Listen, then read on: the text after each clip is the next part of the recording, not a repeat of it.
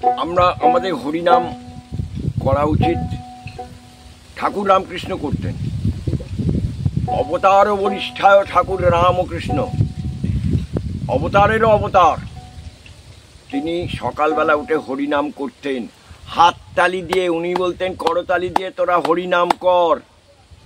তিনি করতেন। কৃষ্ণের মন্দিরে যেতেন প্রতিদিন। তা আমাদের 16 নাম 32 অক্ষর। 16টা নাম কি? হরে কৃষ্ণ কৃষ্ণ কৃষ্ণ হরে হরে, হরে রাম রাম রাম হরে হরে। ঠিক 16টা শব্দ, কিন্তু 32টা অক্ষর। এই 16 নাম 32 অক্ষর প্রতিদিন আমরা যদি নিয়মিত আমরা ভজনা করি, গান করি, বা এমনি বলি, এমনি সুর করে না হলে এমনিভাবে বলি, তবু প্রতিদিন বলা উচিত। ভোরবেলা উঠে সকালবেলা এটা করা উচিত। তিনি যেহেতু করতেন, তিনি আমাদের পথ দেখিয়ে গেছেন। বলছেন হরি নামে সমস্ত পাপ তাপ দূর হয়, খারাপ আত্মা তারা চলে যায় ঘর থেকে। একদম আমরা তো দেখতে পাই না, কিন্তু করে তো দেখি। হ্যাঁ, সত্যিই তাই। প্রতিদিন আমরা এটা নিয়মিত আমাদের অভ্যাস করা উচিত। আর একটা দেখুন, শরীরের সঙ্গে আমাদের 16 নাম 32 অক্ষর যোগ আছে। কি করে? আমাদের 32টা দাঁত, 32টা অক্ষর। তাহলে আমরা কেন বলবো না? ঈশ্বর তো ভগবান আমাদের দিয়েই দিয়েছেন, তাহলে আমরা কেন করব না? এবং তা এই করার মাধ্যমে আমরা পবিত্র হতে পারি। এটাই আমাদের কাজ।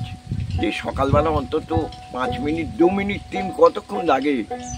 ঠাকুর গিরিশকে বলেছেন তোর একটু সময় নেই, বলে না, তাহলে বকল মাঝে আমি তোর হয়ে করছি। উনি ওনার হয়ে ভগবানকে ডেকেছেন, কল্যাণ কামনা করেছেন। তা আমরা ঈশ্বর যখন আছেন, তিনি বলছেন আমার নাম কর তোরা। তিনি 2 হাত বাড়িয়ে রয়েছেন, একটু ডাকো, তিনি 2 হাত বাড়িয়ে তোমার কাছে আসবে। একদম প্রত্যক্ষ। এটা যারা করে তারা বুঝতে পারে। নির্জনে অন্তত করা উচিত। 3 বেলা, 3 বেলা না হলে 2 বেলা, 2 বেলা না হলে 1 বেলা। উনি কখনো নিরাশ করেন না।